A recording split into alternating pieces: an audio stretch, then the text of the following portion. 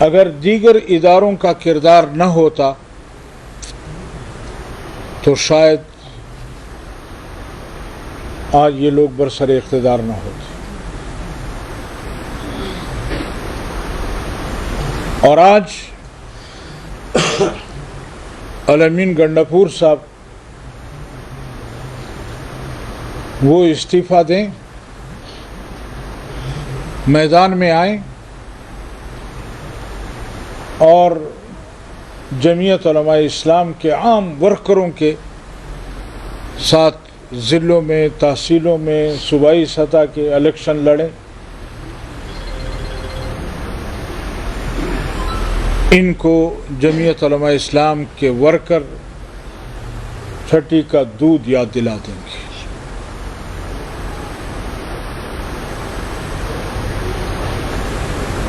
اور میں آج کی اس پریس کانفرنس کے حوالے سے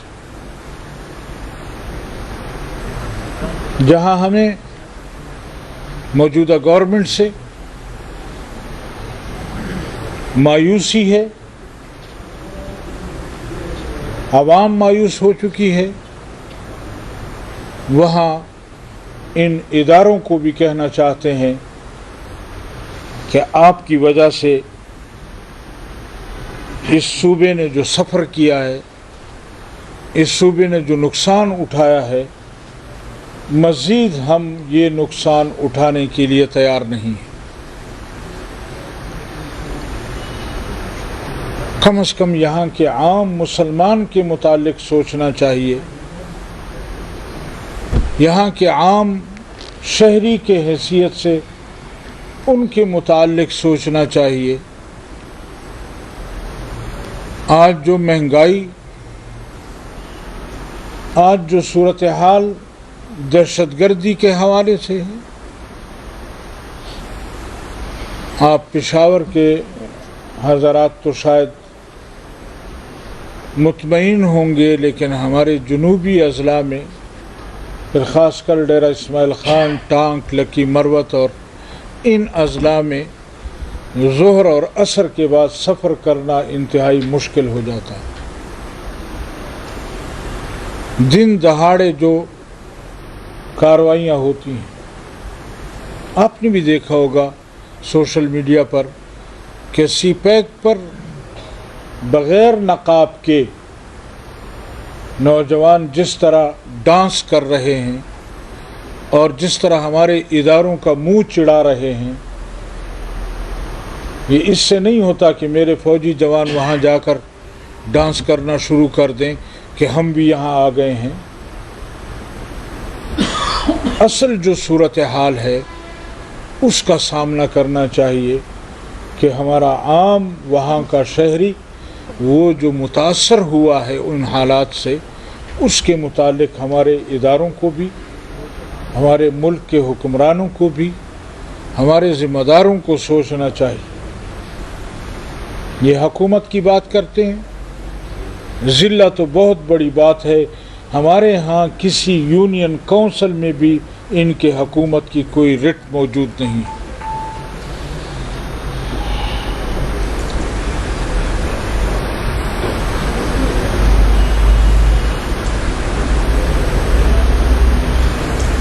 اور میں چیلنج کرتا ہوں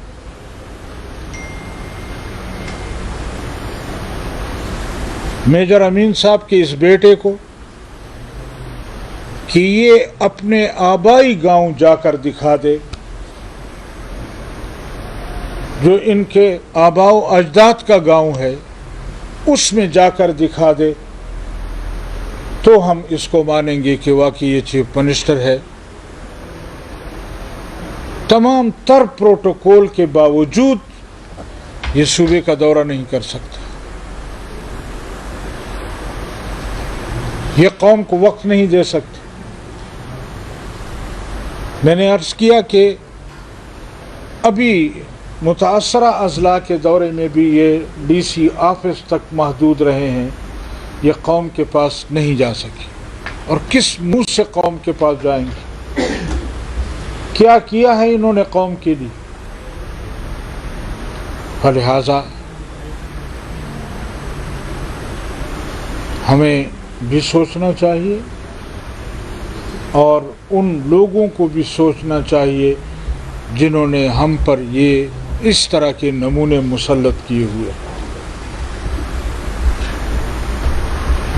آج خود یہ ایک پلیٹ فارم پر نہیں ہے، آج تحریک انصاف کے لوگ خود دست بگریباں ہیں، آج یہ خود ایک دوسرے سے ناراض ہیں۔ اور آپ کو یاد ہوگا قائد جمعیت مولانا فضل الرحمان صاحب نے ان کو یہاں کہا تھا کہ آپ اپنے آپ کو سنبھالیں۔ پھر الزام ہم پر کہ یہ لوگ حکومت کی تبدیلی میں یہاں خریداری کرتے ہیں۔ اس وقت بھی 35 یا اس سے زائد اراکین یہ آزاد انہوں نے حکومت میں بٹھائے ہوئے ہیں۔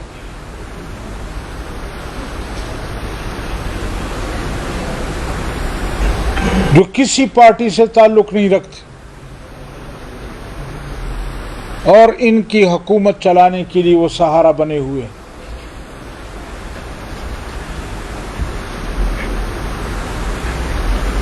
تو میں ان اداروں کو بھی کہنا چاہتا ہوں کہ کسی بندے کے پتر کو تو لاؤ یہاں، کسی ایسی پارٹی کو تو لاؤ کہ جو عوام میں مقبول ہو، جو عوام کی نمائندہ ہو، جو جمہوریت کی نمائندہ ہو۔ کون سی چیز دیکھی ہے آپ نے ان میں کہ اس کو اس قوم پر مسلط کیا ہوا ہے، اوپر سے لے کر نیچے تک؟ آپ تحریک انصاف کے نوجوانوں کو دیکھ لیں، سوائے اس کے کہ وہ اپنے مخالفین کو گالیاں دیتے ہیں، مخالفین پر تنقید کرتے ہیں، حکومت چلانے کے لیے کوئی ویژن ان کے پاس نہیں ہے، قوم کے لیے کوئی منصوبہ بندی ان کے پاس نہیں ہے۔ قوم کا مستقبل بھلے تاریک ہو رہا ہے لیکن ان کو اپنے دن پورے کرنے ہیں، ان کو اپنی حکومت چلانی ہے اور بس۔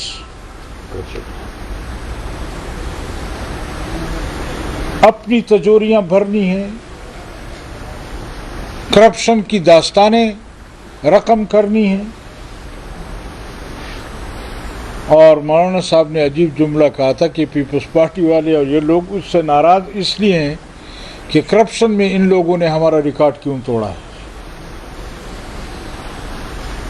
تو میں یہ گزارش کروں گا آپ حضرات کے سامنے کہ آپ صحافی حضرات اس چیز کو سامنے لائیں، قوم کے سامنے لائیں، دنیا کے سامنے لائیں کہ یہاں کی حکومت یہ اس قوم کی نمائندہ حکومت نہیں، یہاں کی حکومت اس قوم کی ترجمان حکومت نہیں، یہاں کی حکومت کوئی حق نہیں رکھتی کہ وہ اس عوام کے لیے باہر کی دنیا سے اس وقت موجودہ صورتحال میں سیلاب زدگان کے لیے اپیل کر سکیں یا باہر کی دنیا ان پر اعتماد کرے، کیونکہ اپنی قوم ان پر اعتماد کرنے کو تیار نہیں۔ میں نے جس طرح عرض کیا کہ ہمارا پروگرام یہ تھا کہ ہم 21 ستمبر کو مردان میں ایک بہت بڑا اجتماع کرنے جا رہے تھے، اور اسی طرح 13 ستمبر کو دیر بالا میں 23 ستمبر کو دیر بالا میں ہم نے پروگرام کرنا تھا، لیکن موجودہ سیلاب کی صورتحال کی وجہ سے ان دونوں پروگراموں کو فی الحال صوبائی جماعت نے ملتوی کیا ہے، اور اگر یہ حالات سنبھلتے ہیں تو پھر اس وقت فیصلہ کیا جائے گا کہ ہم دوبارہ کب کر سکتے ہیں۔ اسی طرح 14 ستمبر کو ہم نے جمعیت علماء اسلام کے صوبائی جنرل کونسل کا اجلاس بلایا ہے، اور اس میں ہم یہ ڈیٹا بھی جمع کریں گے کہ کہاں کس نہ نقصان ہوا ہے، اور جنرل کونسل کے ایجنڈے پر دیگر چیزوں کے ساتھ ساتھ سیلاب زدگان کا معاملہ بھی ہے. جی اور بلدیاتی انتخابات بھی ہمارے اس پر ہیں، ایجنڈے پر ہیں. تو باہر کیف، لیکن اس کے ساتھ ساتھ ایک گزارش اور کر دوں کہ اکتوبر میں ہمارے حضرت مولانا مفتی محمود رحمہ اللہ کانفرنس جو ہمیشہ ان کے نام سے معنون کی جاتی ہے، اس مرتبہ بھی ہمارا خیال ہے کہ ہم 16 اکتوبر کو ڈیرہ اسماعیل خان میں صوبائی سطح کی مفتی محمود کانفرنس کریں گے. لیکن اس کے لیے بھی ہم حالات کا انتظار کر رہے ہیں کہ ہمارے ملک میں یا ہمارے صوبے میں جو اس وقت سیلابی صورتحال ہے وہ کس قدر مزید کوئی متاثر کرتے ہیں لوگوں کو یا نہیں کرتے، موسمی حالات کیا ہیں، بارشوں کی صورتحال کیا ہے. لیکن ابھی تک اس کو التوا کا اعلان نہیں کیا گیا ہے، اور 16 اکتوبر کو انشاءاللہ ڈیرہ اسماعیل خان میں ایک بھرپور کانفرنس کریں گے اور دکھائیں گے کہ ڈیرہ اسماعیل خان اور ٹانک اور لکی مروت اور یہاں کے لوگ حقیقتاً کن کے نمائندے ہیں، یا حقیقی طور پر کون ان کا نمائندہ ہے، اور یہ لوگ کن پر اعتماد کرتے ہیں. ہمیں تو کہا جاتا ہے کہ یہ فارم 47 والے ہیں، تو میں ان سے کہتا ہوں کہ آپ فرام چھاونی والے ہیں، اور چھاونی والوں سے بھی کہتا ہوں کہ آپ بھی ذرا دانت دیکھ کر لوگوں کو ہم پر مسلط کیا کریں گے. بڑی مہربانی. جی جی ہاں، ابھی ہمیں بتایا گیا ہے تھوڑی وقت پہلے کہ پنجاب حکومت نے صوبہ خیبر پختونخوا کو گندم کے سپلائی پر پابندی لگائی ہے، بندش لگا دی ہے کہ یہاں گندم نہیں لائی جا سکتی. تو میں آج آپ کے اس پریس کانفرنس کے حوالے سے یقیناً اس کی بندش سے یہاں مزید تشویش بڑھے گی، مزید حالات وہ ہوں گے، مہنگائی بڑھے گی، لوگ پریشان ہوں گے. تو ہم پنجاب حکومت سے بھی کہنا چاہتے ہیں کہ یہ وہ وقت نہیں ہے کہ آپ اس طرح کی بندشیں لگائیں. وقت یہ ہے کہ آپ یہاں کے لوگوں کے ساتھ تعاون کریں، یہاں کے لوگوں کے مسائل کو سمجھیں، اور ان حالات میں یہ بندش نہیں ہونی چاہیے. اسی طرح آپ حضرات کے علم میں ہے کہ جس طرح ہم متاثر ہوئے ہیں، ہمارا پڑوسی ملک افغانستان بھی انتہائی متاثر ہوا ہے.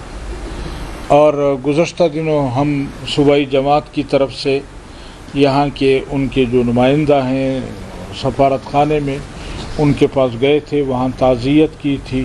آپ حضرات کے سامنے بھی ہم تعزیت کرتے ہیں، اور جو قدغنیں اور بندشیں بارڈر پر لگائی گئی ہیں یا لگائی جا رہی ہیں، ہم یہ چاہتے ہیں کہ ان مسلمان بھائیوں کے لیے آج سے 45 سال پہلے جس طرح ہمدردی کا سوچا گیا تھا، ایک مرتبہ پھر اسی ہمدردی، اسی اسلام اور مسلمان کی حیثیت سے ان کے متعلق سوچا جائے.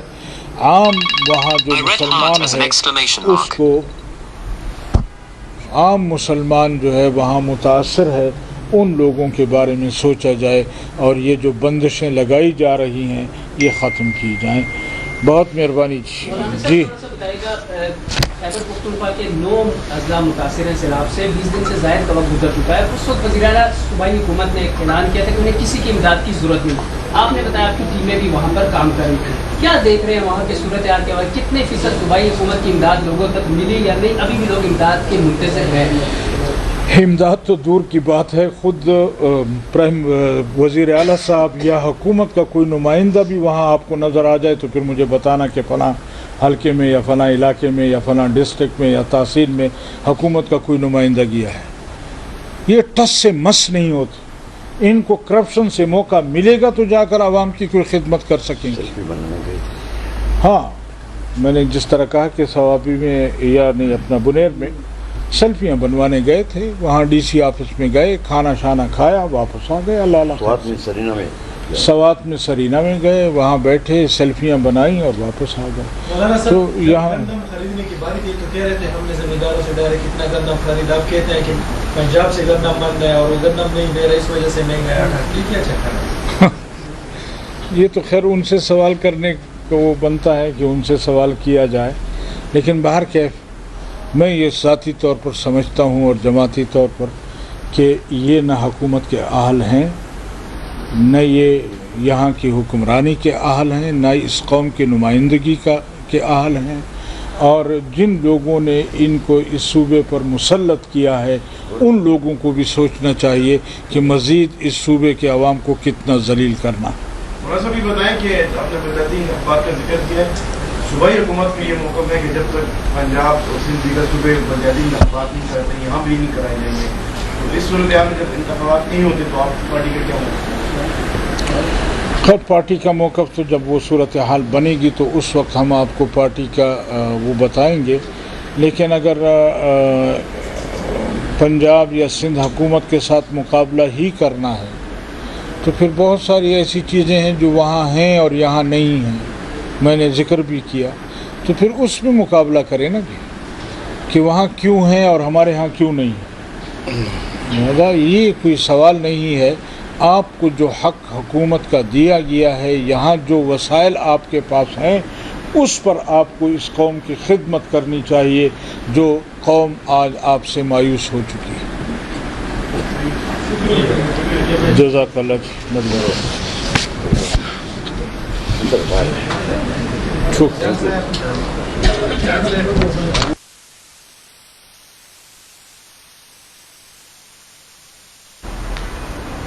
اور پھر اس کے کرپشن کی داستانیں آپ مجھ سے زیادہ جانتے ہیں. کوہستان سے لے کر ٹانگ تک اربوں روپے کی کرپشن یہ میڈیا پر آ چکا ہے اور زبان زد عام ہو چکا ہے. اتنی بڑی کرپشن کے بعد بھی یہ شخص سمجھتا ہے کہ شاید میرے لیے آج بھی حالات اسی طرح ہیں. تو ایسا ممکن نہیں ہے.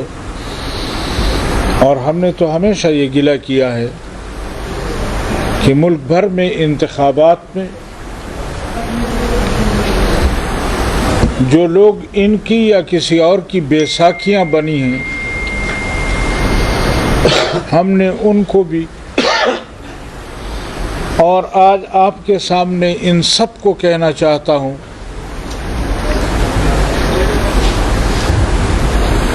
کہ ان اداروں کا کردار اگر الیکشن میں نہ ہو تو جمعیت علماء اسلام وہ قومی اور صوبائی سیٹوں پر کلین سویپ کرے گی.